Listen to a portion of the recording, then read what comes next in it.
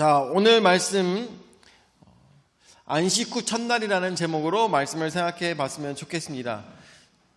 이 요번 주 동안에 여러분들 104.7 다들 주파수 맞춰놓고 계신가요?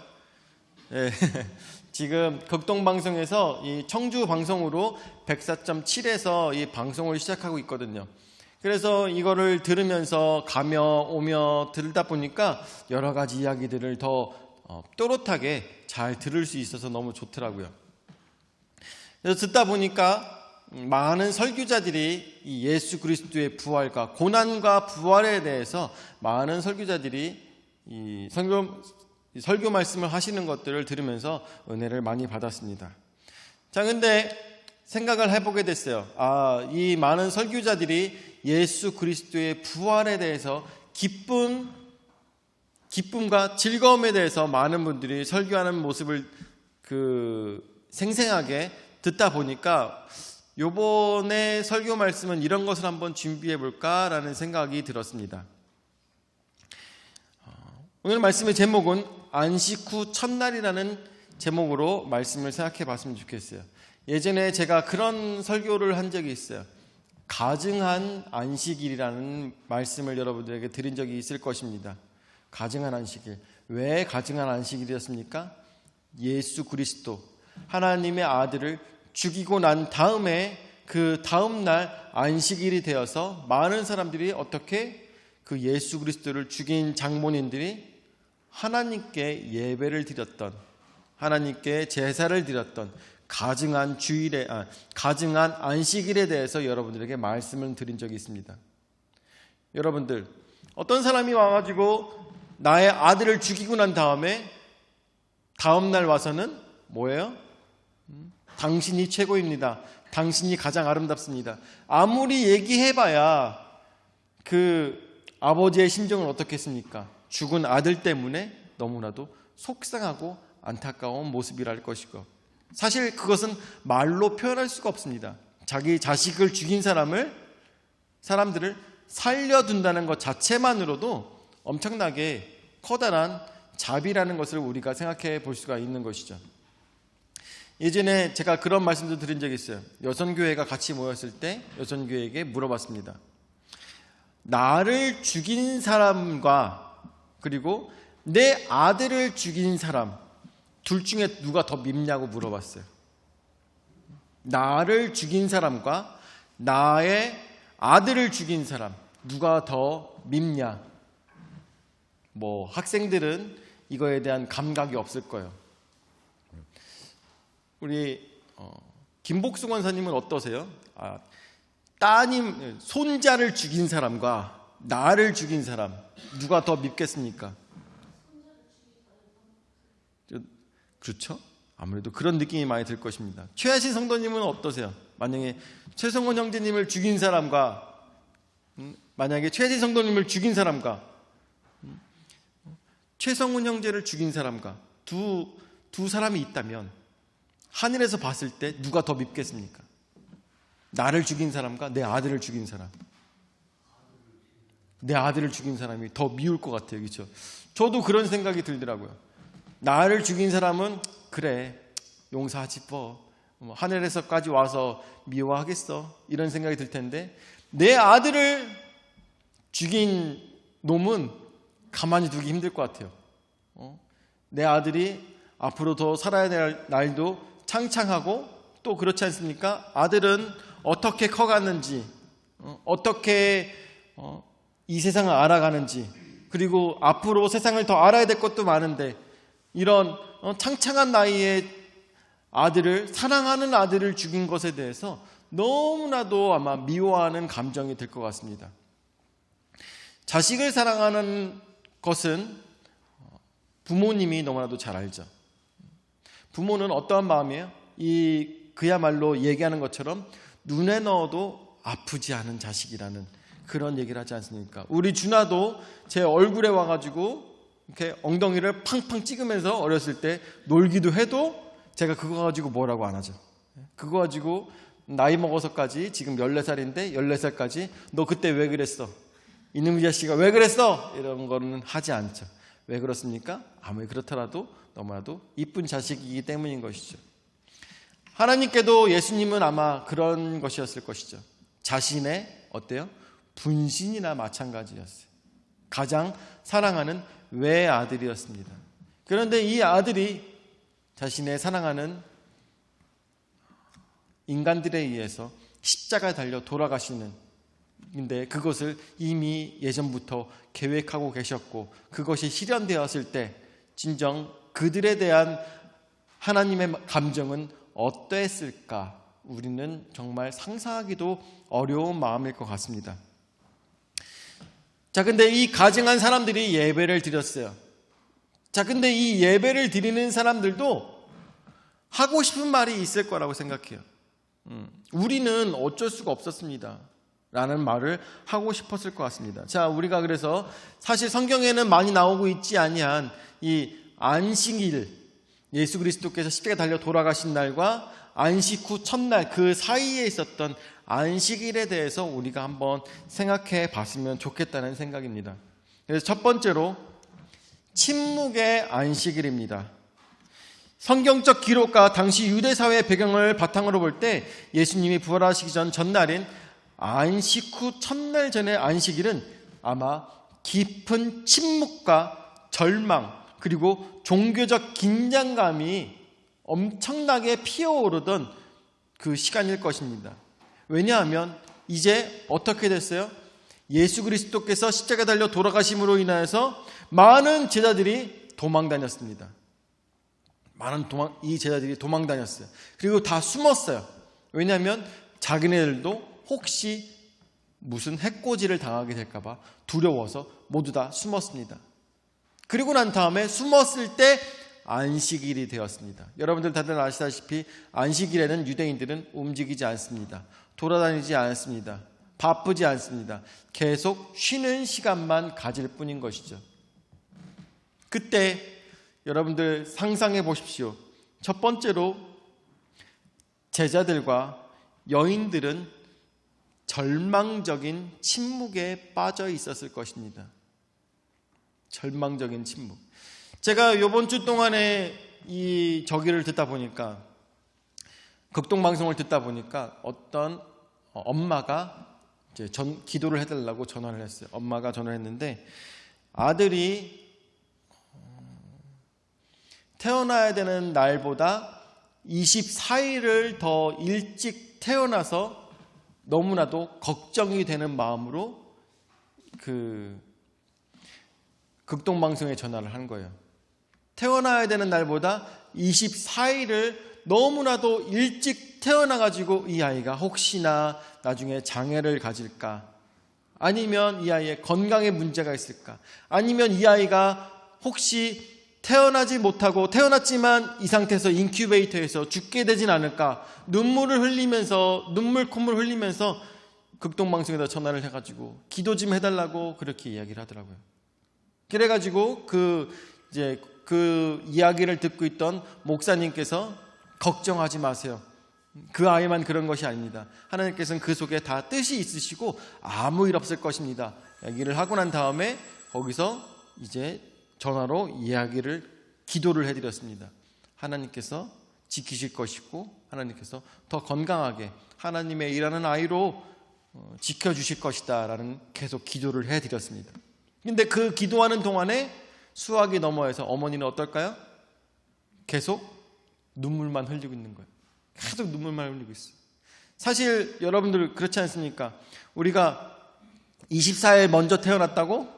그 정도는 괜찮아. 그렇죠? 그 정도는 괜찮아 라고 생각하는데 어머니의 마음은 어때요? 어머니의 마음은 절대 그렇지 않다는 것이죠. 어머니의 마음은 절대 그렇지 않아.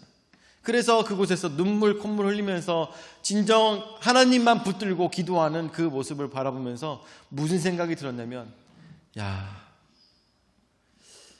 이 세상에 하나님 없었으면 어떻게 할 뻔했어? 라는 생각이 들더라고요. 이 세상에 하나님 안 계셨으면 어떻게 할 뻔했어? 이 세상에 정말 하나님 없이 우리밖에 안 살았으면 어떻게 할 뻔했어? 라는 생각이 들더라고요. 우리밖에 안 살았으면 어떡할 뻔했어. 여러분들, 이것은 마치 우리가 어제 우리 준결이가 할아버지 댁에 갔다가 거기서 3시간을 울었대요. 아빠가 자기를 버리고 간 줄 알고. 아빠가 자기를 버리고 간 줄 알고. 이 꼬마도 할아버지가 있고 뭐 다 한데도, 할머니도 계시고 고모도 있고 한데도 불구하고 아빠가 자기 버린 줄 알고선 그 현관문 앞에 누워가지고 3시간을 울었다는 걸 생각했을 때, 여러분들, 세상에 자기 혼자 남겨졌다는 것이 얼마나 무섭고 두려운 일인가 우리는 사실은 생각해 봐야 된다는 것이죠. 세상에 나밖에 없다, 세상에 의지할 것이 없다, 그 순간에 우리는 정말 고립되는 것이고 너무나도 고독한 것입니다. 그런데 그곳에서 아빠가 왔어요. 아빠를 만나게 됐을 때 이 아이의 기쁨이 얼마나 좋을까요? 요즘 준결이가 새로운 걸 배워가지고 어떻게 하느냐, 이쁜 사람 그러면 우리 준결이가 이제는 기분이 좋을 때는 쪄요 해요. 이쁜 사람 하면 쪄요 하면 손을 들어요. 기분이 좋을 때. 왜 그렇겠어요? 부모와 함께 교감하고 부모와 함께 있는 게 얼마나 기쁘고 즐거운지 이 아이는 그 기쁨을 만끽하며 살아간다는 것이죠. 부모와 함께 지내는 것. 하나님과 우리의 삶의 관계도 마찬가지라는 것이죠. 하나님과 우리의 관계도 하나님이 계시기 때문에 우리 인생이 즐거운 것이고, 하나님이 계시기 때문에 우리의 삶에 소망이 있는 것입니다. 내가 아프다 할지라도 내가 의지할 곳이 있는 것이고, 내 갓난 아기가 24일 일찍 태어났다 할지라도 기도할 곳이 있다는 것에 얼마나 감사한 일인지 우리는 생각해 봐야 된다는 것이죠. 그런데 오늘 말씀이 나오고 있는 제자들과 여인들은 절망에 빠져 있습니다. 왜 그렇습니까? 이제는 기도할 곳이 없기 때문인 것이죠. 하나님께서 우리를 버리셨다고 느꼈을 것입니다. 그리고 예수님께서는 십자가에 달려 돌아가심으로 인해서 모든 것이 다 끝났다고 어떻게 믿게 되었을 것입니다.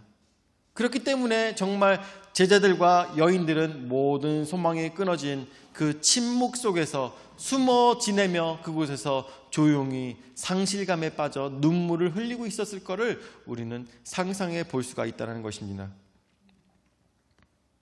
그리고 두 번째로, 정말 재밌게도 이 종교 지도자들은 어떠한 행동을 하고 있었을까요? 그들도 예배를 다 드리고 난 다음에 어떻게 이제 다 모든 것들이 다 끝났다라고 하며 기뻐하고 있었을까요? 그렇지 않습니다. 그들은 어떠한 일이 있었냐면 마태복음 27장 62절에서 66절 말씀에 보면은 빌라도를 만났습니다. 빌라도를 만나서 이야기합니다. 저 속이는 자가 살아있을 때 사흘 후에 다시 살아나리라 했다며 무덤을 지켜달라고 요청을 빌라도에게 했다라는 것입니다. 그래서 무덤을 봉인하였고, 그리고 무덤을 지키는 파수꾼이 있도록 그렇게 강력하게 권고하였다는 것입니다. 여러분들, 정말 아이러니하게도 제자들은 부활을 믿지 않았는데 종교 지도자들은 부활할 거라고 생각하고, 부활할지도 모른다고 생각하고 가서 무덤을 지켰다라는 것입니다. 아니면 제자들이 와서 그 무덤에서 시체를 빼가고 부활하였다고 거짓말을 할까봐 이 종교 지도자들은 안절부절했다는 것이죠. 저들은 안식일임에도 불구하고 어때요? 평안한 안식일이 아니었다는 것을 우리가 생각해 볼 수가 있겠습니다. 그리고 세 번째로 유대인들을 같이 생각해 봤을 때 아마 그날은 더없이 어느 때보다 더 조용한 유월절이 되었을 거라고 우리는 생각하게 됩니다. 그때 여러분들 다들 아시다시피 아마 성소가 깨어져 버리고 이 휘장이 완전히 다 찢어진 것을 보았을 때 많은 사람들이 거기서 이야기를 했을 것입니다. 야, 이런 일이 있었대, 저런 일이 있었다 하면서 이야기를 하며 아마 흉흉한 그 시간들을 유대 예루살렘에 있던 사람들은 아마 지내고 있었을 것입니다. 자, 그런데 이런 것들을 생각해 봤을 때 이 속에서 종교 지도자들과 예수 그리스도를 십자가에 못 박았던 주역들, 누가요? 대제사장들과 바리새인들, 사두개인들, 이런 사람들은 왜 유대 지도층들은 예수님의 죽음에 대해서 어떻게 생각할까요?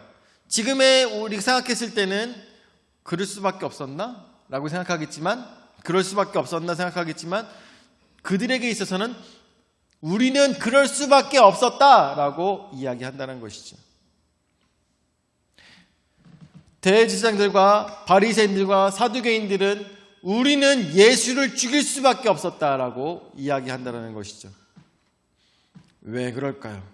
왜 그들은 질서를 수호해야 되고 하나님의 말씀을 온전히 따르며 하나님의 뜻을 읽으며 살아가야 되는 그 사람들이 하나님의 뜻에 반대의 길을 가면서도 우리는 그럴 수밖에 없었다라고 얘기할 수밖에 없을까요? 두 번째로 그럴 수밖에 없었다라고 유대의 지도자들은 얘기한다는 것입니다. 그래서 첫 번째로 생각했을 때 그는 종교적으로 신성모독을 하였습니다. 하나님이 최고이고 하나님께서 이 세상을 다스리시고 하나님께서 이 세상을 창조하신 분이신데 예수라는 자는, 그 작자는 나타나서 뭐라고 하고 있습니까? 내가 하나님의 아들이라고 얘기하고 있는 것입니다. 그리고 자신은 하나님의 아들이면서 하나님과 동등되다고 이야기하고 있는 것이죠. 뿐만 아니라 이런 말도 안 되는, 이 사람은 죄를 사하는 권세가 자기에게 있다라고 이야기하고 있습니다. 신성모독인 것이죠. 죄를 사하는 권세는 누구에게 있습니까? 오로지 하나님밖에 갖고 있지 않은 것입니다. 그런데 보면 볼수록 너무나도 이상한 것이에요. 왜냐하면 예수님이 너의 죄가 사해졌다라는 말씀을 하실 때마다 아픈 사람들이 낫기 시작하는 것이죠. 죽었던 사람이 살아나는 것이죠. 눈이 보이지 않던 사람이 눈이 보이게 되고, 말하지 못한 사람이 말을 하게 되고, 귀가 들리지 않던 사람이 귀가 들리게 되는 것이죠. 언제? 너의 죄가 사해졌다고 얘기할 때마다. 얼마나 고민이 됐을까요? 얼마나 고민이 됐을까? 자기네들은 평생을 하나님만 섬기며 살아왔고 그것이 온전히 자기 자신의 진리였으며 절대로 변하지 않는 법 같은 하나님의 말씀을 가지고 평생을 살아왔습니다. 그런데 어떤 사람이 갑자기 나타나느니 자기는 하나님의 아들이며 나는 하나님과 동등되며 나는 다니면서 많은 사람들로 하여금 죄를 사여주는 권세가 자기에게 있다고 하며 사람들로 하여금 병을 낫게 하니 얼마나 머릿속이 심란했겠습니까? 자기네들이 평생 지키고 있고 그리고 믿고 있었던 것들이 그 근간이 흔들리는 너무나도 어렵고 위험한 순간이 이 종교 지도자들에게는 있었다는 것이죠. 그러므로 인하여서 어떻게 됐습니까? 두 번째로 기득권과 성전 경제 시스템이 붕괴되는 결과가 나타났습니다. 저렇게 종려나무 가지를 바닥에 붙여놨는데 종려나무 가지를 흔들며 예수님께서 당나귀 타고 들어오는 것을 많은 사람들이 환영했는데 오셔서 하는 일이 자기네들이 이제까지 어렵게 구축해 놓은 성전에 있는 이 재물을 파는 시스템을 싹 다 갈아엎어 버리며 다 뒤엎어 버리며 이 모든 시스템의 근간을 또한 흔들어 버리는 정말 말도 안 되는 일을 어떤 시골 촌뜨기가 와서 하고 있다는 것이죠. 이 말도 안 되는 것이에요. 지가 무슨 사법권을 갖고 있는 것도 아니고 검사도 아니고 경찰도 아니고 로마에서 파견된 어떤 대단한 사람도 아닌데도 불구하고 와가지고 성전을 다 뒤집어 해놓는다는 것이죠. 지금으로 봐도 어떻게 생각이 들겠습니까? 미친 사람으로 보겠죠. 지금으로도 미친 사람으로 볼 것입니다. 그리고 가장 중요한 것이 세 번째로 로마와의 정치적 긴장감에 문제가 있습니다. 로마가 이스라엘을 점령하고 난 다음에 이스라엘에게 크게 바란 것이 없어요. 적절한 세금, 그리고 저들의 자치성보다는 로마의 수하에 있는 것, 그 정도밖에 없었습니다. 그래서 여러분들 아시다시피 로마 병정들이 이스라엘에 많이 주둔해 있었던 것도 아니에요. 로마 사람들이 많이 주둔해 있던 것도 아니고 한 천부장이나 아니면 빌라도 같은 이런 사람들만이 로마인으로서 저들을 다스리고 있었던 것이죠. 크게 원하는 것이 없었어요. 다만 빌라도로 인하여 그리고 제사장과 이런 사람들, 그런 시스템을 유지할 수 있었던 가장 큰 이유는 로마가 바라는 것은 저들로 하여금 폭동이 일어나지 않는 것이 가장 우선의 가장 중요한 것이었어요. 그래서 이스라엘은 폭동만 일어나지 않으면 왕도 분봉왕이지만 그대로 있을 수가 있었고, 그리고 제사장도 그 권위를 잃지 않고 그곳에 계속 있을 수가 있었고, 그리고 총독도 그 권위를 잃지 않고 그 자리에 계속 있을 수 있었습니다. 그런데 만약에 폭동이 일어났다, 예수를 중심에 두고 이스라엘 백성들이 일어나서 폭동을 일으키면 어떤 일이 벌어지느냐? 로마의 병사들이 이스라엘로 쳐들어와서 이스라엘 사람들을 엄청나게 많이 죽이게 되는 사건이 여러분들 아시다시피 유대전쟁 AD 80년에 일어난 사건인 것이죠. 그래서 종교 지도자들은 생각했습니다. 밀란이 일어나면 안 된다. 그래서 성경 말씀에도 보면 가야바가 무슨 이야기를 합니까? 요즘 여러분들 다 큐티를 하시면서 보셨겠지만, 한 사람이 백성을 위하여 죽어서 온 민족이 망하지 않게 되는 것이 너희에게 유익하다. 예수 한 명만 죽으면 이 나라에는 폭동이 일어나지 않을 것이다. 그러므로 인해서 이스라엘은 어떻게 평안할 것이다 라고 생각한 것입니다. 그야말로 그러니까 종교 지도자들은 무엇에 대해서 생각했습니까? 나라의 안정에 대해서 생각했던 것입니다. 우리가 이렇게 해야 저 예수라는 저 신성 모독하는 사람을 잡아 죽여야 이 나라는 많은 백성들이 안전하게 지낼 수가 있다라고 저들은 결론을 내린 것입니다. 뿐만 아니라 네 번째로 저들에게는 대중적인 인기에 대한 질투와 시기가 있었던 것을 여러분들 너무나도 잘 알고 계실 거라 생각이 듭니다. 그래서 결론적으로 저들은, 종교 지도자들은 무슨 생각했다고요? 예수라는 사람은 죽여서 없애버리고 민중들로 하여금 그 이름이 다시는 드러나지 않아야 된다는 결론에 이르게 된 것입니다. 무엇을 위해서요? 복선아, 무엇을 위해서 그랬을까?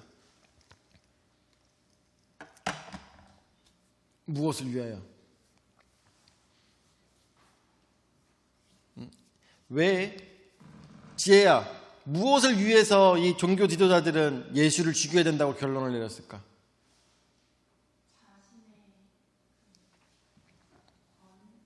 자신의 권위. 너무 맞죠? 그리고 또 하나. 우리 복선이가 어디를 위해서 일하지? 나라. 나라를 위하여서. 그래서 이 종교지도자들은 뭐라고 생각했습니까? 우리가 예수를 죽이는 것이 나라를 위한 일이고 우리 민족을 위한 일이며 이 나라를 살리기 위한 일이다라고 정당성을 부여했던 것입니다. 저들은 어떻게 해요? 그렇게 행동할 수밖에 없었습니다. 그래서 예수를 죽일 수밖에 없었다는 것이죠. 여러분들, 저 종교자들의 마음이 이해가 가십니까? 종교자들의 마음이 이해가 가세요? 어때요? 여러분이라면 어떻게 하시겠어요? 나라가 살아야 되기 때문에 의인 한 명을 죽여야 돼. 어떻게 하시겠습니까? 내가 만약에 종교 지도자라면 어떻게 하시겠어요? 윤 집사님이라면 어떻게 하시겠어요? 내가 의인 한 명만, 결백한 사람 한 명만 죽이면 나라가 평안해. 어떻게 하시겠어요? 나라가 크죠, 그렇죠? 네, 나라가 커요. 김현배 집사님 같은 경우는 어떻게 하겠어요? 모르겠어요? 우리 유재영 집사님 어떻게 하시겠어요? 결백한 사람 한 명만 죽이면 나라가 평안해. 이저 죽여야죠. 네. 그렇죠? 네. 아마 우리는 그야말로 이렇게 얘기하죠. 대의를 위해서, 대의를 위해서 죽일 수밖에 없다. 네. 최하실 성도님 어떻게 생각하세요? 이쯤 되면은 죽여야죠, 그죠? 죽여야 돼. 네. 죽여서 나라가 평안하고, 그리고 온 민족이 로마로부터, 압제로부터 문제가 없다면 한 명 정도는 죽여야 된다라고 생각했던 것입니다. 그래서 예수는 죽임을 당하게 된 것입니다. 그렇지만 여러분들, 우리는 이런 당위성이 있었음에도 불구하고 이 의인을 죽임으로 인해서 하나님께서는 어떻게 생각하실까요? 그래서 세 번째로, 죄 없다 아니하실 것입니다. 죄가 없다고 하지 않으실 것이에요. 여러분들, 우리가 모두 다 동의했습니다. 예수는 죽어야 된다고 동의했습니다. 그런데 그것에 대해서 하나님께서는 어떻게 생각하시느냐? 저들로 하여금 혹독한 결과를 맺게 하신 것이죠. 인간으로서는 예수를 죽일 수밖에 없는데 하나님 보시기에는 그것조차도 하나님께서는 허락하지 않으신다는 것이죠. 그것조차도 하나님께서는 죄가 없다 하지 않으신다는 것입니다. 우리의 신앙생활은 어디에 있습니까? 중심이 아닌 형식에 치우친 그런 신앙생활을 하고 있지 않습니까? 우리도 오늘 같이 모여 있지만 그런 생각이 우리의 마음속에 팽배합니다. 어떻게? 의인 한 명이 죽음으로 인하여서 모두가 다 평안하다면 그걸로 족하다. 그런 마음이 팽배하다는 것입니다. 하나님께서 우리에게 가르치신 것은 무엇입니까? 하나님께서 우리에게 원하시는 것이 무엇이고 예수님께서 우리에게 원하시는 것은 무엇입니까? 사랑, 용서, 그리고 포용, 이러한 것들을 예수님께서는 우리에게 가르치시지 않습니까? 죽어야 되는 사람이 만약에 나라고 한다면, 나라를 위해서 나 한 명만 죽으면 모든 사람들이 살아난다고 한다면 나는 뭐라고 할까요? 그래, 내가 죽을게 라고 할 사람이 몇 명이나 될까요? 그러니까요, 없습니다. 없습니다. 그냥 많은 사람들에 의해서 타의로 의해서 죽는 수밖에 없는 것이죠. 예수님께서는 뭐라고 말씀하셨습니까? 먼저 하나님을 사랑하고 그리고 너의 이웃을 내 몸처럼 사랑하라고 했습니다. 너의 이웃을 내 몸처럼 사랑하라고 했어요. 예수님을 가야바가 자기 몸처럼 사랑했다면 이런 결과는 만들지 않았을 것입니다. 그렇죠? 그리고 분봉왕도 헤롯도 만약에 예수를 자기 몸처럼 사랑했다면 그렇게 행동하지 않았을 것입니다. 근데 저는 어떻게 보면 빌라도는 최선을 다했다고 생각해요. 빌라도는 정말 할 만큼 했어. 살리려고 노력했어요. 어쨌든 간에 빌라도도 자기가 죽어야 된다고 했으면 더 열심히 변론했겠죠. 그랬을 것입니다. 하나님께서 원하시는 것은 아무리 그렇다 할지라도입니다. 아무리 그렇다 할지라도 죄가 없는 자가 고난을 당하는 것에 대해서 하나님께서는 절대로 죄가 없다고 하지 않으실 것입니다. 여러분들, 이 대한민국은 어느 방향으로 가고 있습니까? 대한민국은 잘하고 있는 걸까요? 대한민국의 교회는 잘하고 있는 걸까요? 지금 사실 교회 내에서도 그러한 일들이 많이 벌어지고 있어요. 교회가 평안하기 위해서 너 혼자 죄를 다 뒤집어 쓰면 돼. 직장 내에서도 그런 일이 많이 벌어지죠.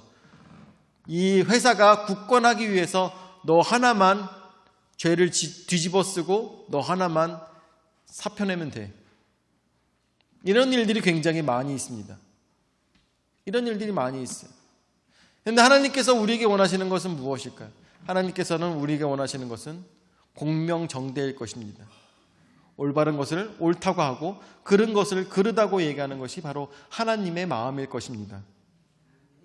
그렇지만 여러분들, 우리는 이 시간 생각해야 될 것은, 그렇다 할지라도 하나님께서는 그 불의한 인간들의 생각 속에서도 온 인류를 구원하시기 위해서 예수 그리스도를 죽이심으로 인하여서 이 세상에 영원한 생명을 허락하신 하나님의 놀라운 역사가 있었다는 것을 우리는 생각해야 될 것입니다. 그렇지만, 다시 한 번 더 말씀드리지만, 그렇지만 예수님은 하나님의 계획에 의해서 반드시 죽으셔야 됐지만 유대인들은 엄청난 벌을 받게 됐다는 것을 우리는 반드시 기억해야 된다는 것입니다. 그렇게 따지고 보면 하나님께서는 그럴 줄 알고 유대에 보내셨을 거라고 생각이 들어요. 아마 예수님께서 십자가 달려 돌아가지 않는 민족에게 보냈다면 아마 이렇게 이런 식으로 끝나지 않았겠죠. 그 사람들은 분명히, 유대인들은 분명히 예수를, 나의 아들을 십자가에 못 박아 죽일 거야 라는 하나님의 놀라운 계획이 있었다는 것을 우리가 생각해 볼 수가 있겠습니다. 자, 말씀을 마무리 짓도록 하겠습니다. 안식 후 첫날, 이 안식일에 있었던 일들을 생각해 보면서, 그 나라에 있었던 일들을 생각해 보면서 저들은 어떤 마음이었을까, 또한 그 와중에 하나님은 어떠한 마음이셨을까를 우리가 한번 생각해 봤습니다. 많은 백성들 속에서 있었던 제자들은 숨어다니며 고통 속에 모든 희망을 잃어버린 사건이 바로 안식일에 있었습니다. 그렇기 때문에 저들에게 있어서 부활 사건은 더 가장 커다란 소망과 은혜의 시간이었다는 것을 우리가 상상해 볼 수가 있었던 것입니다. 그리고 종교 지도자들에게 봐서는 예수는 죽일 수밖에 없는 자였다는 것을 우리가 모두가 함께 생각했습니다.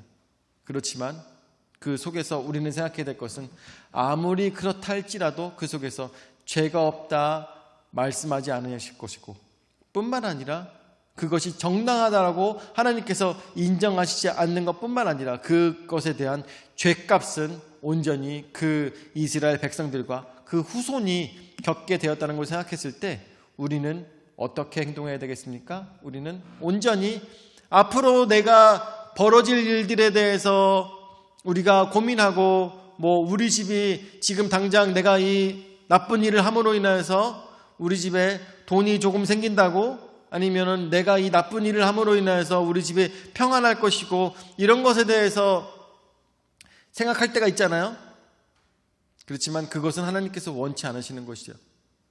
하나님께서 원하시는 것은 당장 네가 어렵다 할지라도, 당장 네가 고민된다 할지라도, 당장 네가 삶이 힘들다 할지라도 그곳에서 하나님의 의를 온전히 행하며 살아가고, 그 속에서 이웃을 사랑하는 마음을 언제나 잃지 아니하며 하나님을 사랑하는 마음을 잃지 않는 삶을 살기를 하나님께서 원하신다는 것을 우리는 생각해 보게 되었습니다. 오늘 말씀의 제목처럼 안식 후 첫날, 이 안식 후 첫날이 예수 그리스도의 부활하신 가장 중요한 날이지만, 이것을 통하여서 우리의 삶을 돌아보시며 진정 하나님께서 우리에게 원하시는 것은 무엇일까 더욱더 고민하시는 풍성한 침략의 모든 성도들 되시기를 예수 이름으로 축원을 드립니다. 아멘. 사랑의 주님, 은혜와 사랑을 감사드립니다. 오늘도 저에게 복된 은혜의 말씀으로 저희로 하여금 깨달아 알 수 있도록 인도하여 주심을 감사드립니다. 인간의 생각으로서는 예수님을 죽일 수밖에 없었고, 죽임으로 인하여서 평안을 얻을 수밖에 없었다는 것을, 우리가 평안을 구할 수밖에 없었다는 것을 생각하게 되었습니다. 그렇지만 하나님께서 원하셨던 것은, 하나님께서 진정 우리의 삶에 원하신 것은 그럼에도 불구하고 오로지 사랑과 은혜로서만 살아가기를 원하시는 하나님의 마음을 우리가 상상해 볼 수 있도록 인도하여 주심을 감사드립니다. 오늘도 나의 바로 앞에 있는 어려움과 고생들을 생각하지 아니하고 오로지 정직과 진리로 살아갈 수 있도록 인도하여 주시옵고, 사랑과 은혜로서만 이 세상을 채워갈 수 있는 우리의 신앙이 될 수 있도록 주여 역사하여 주시옵소서. 지금은 우리 구주 예수 그리스도의 은혜와 십자가에 달려 돌아가신 예수 그리스도의 사랑과 하나님의 놀라운 성령의 역사 가운데 오로지 하나님의 사랑과 예수 그리스도의 사랑과 은혜를 세상에 전파하며 부활의 소망을 품고 오로지 세상과 타협하지 아니하고 하나님의 진리의 말씀으로만 살아가고자 하는 모든 성도들 머리 위에 영원히 함께 하실지어다. 아멘.